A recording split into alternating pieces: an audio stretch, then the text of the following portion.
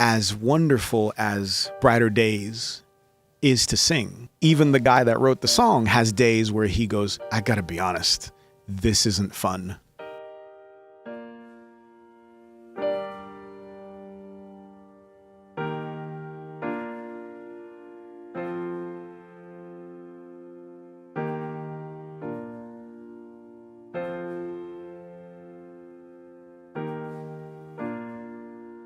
Before I had the accident, I was like athletic blessing. I could dunk on anybody. I was like, basketball was my thing. But I remember middle school and I was like, man, if I'm not that guy that's better than everybody at basketball, who am I?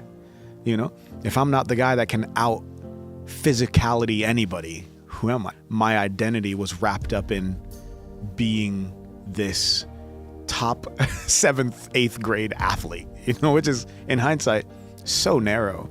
But when you're 12, that's everything, And I remember thinking, okay, I have to find some way to convince my friends that I'm still the same person.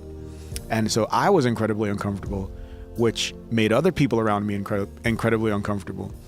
And the minute I got comfortable with myself, all of a sudden, nobody was uncomfortable. So it's like, as comfortable as you are with yourself is how other people will be comfortable with you. And that was honestly, when I was like 13, I couldn't articulate it like I just did. But I just realized, if I'm not in my head about what people think of me, most chances are they're not thinking of me at all. They're just trying to get out of their head about what they think of themselves. And that's all of us.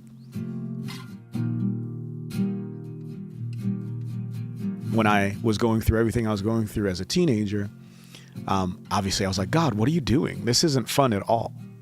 So going through that process of coming to grips with hard things and God's place in those hard things, in the middle of those hard things, is something that I think, whether it's losing your vision or going through some other illness or going through a reversal of fortune or going through whatever it is, life is really just about us learning that lesson, which is in the New Testament, it says like that, who among you can add a minute to their life or a hair to their head by worrying, right? But I don't want people to think, again, that this is some kind of like 30-minute sitcom where things are perfect, right? My sister just died a month ago, and that has been awful. And me and God wrestle on a daily basis. As wonderful as Brighter Days is to sing, right? Even the guy that wrote the song has days where he goes, okay, I gotta be honest, this isn't fun. And a month ago, we lost one of the kids that my parents brought into the world. And yet a month later, weirdly enough, I wake up and I have happy days. And it's actually frustrating to me. How can I even be happy right now? And it's because life is still life, you know what I mean? And it's this weird thing where life just keeps moving for all of us, and until we find ourselves in front of God. So for me, I'm wrestling with God, and the wrestling is like, how am I even still happy? And then sometimes the wrestling is, how could you let that happen?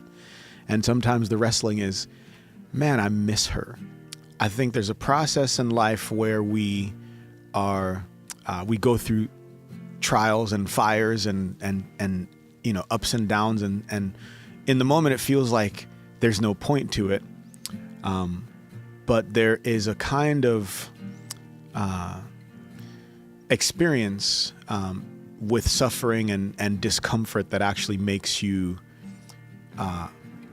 immune to it. So when you've been through enough things and realize that once you come out of the other side, you're still okay. Though it hurt, though it was uncomfortable, though it wasn't fun, you're okay. You are more able to withstand other shocks and maybe bigger shocks. And you have experience, maybe not with the same thing over and over again, but you say, oh, listen, I've been uncomfortable before and it's okay.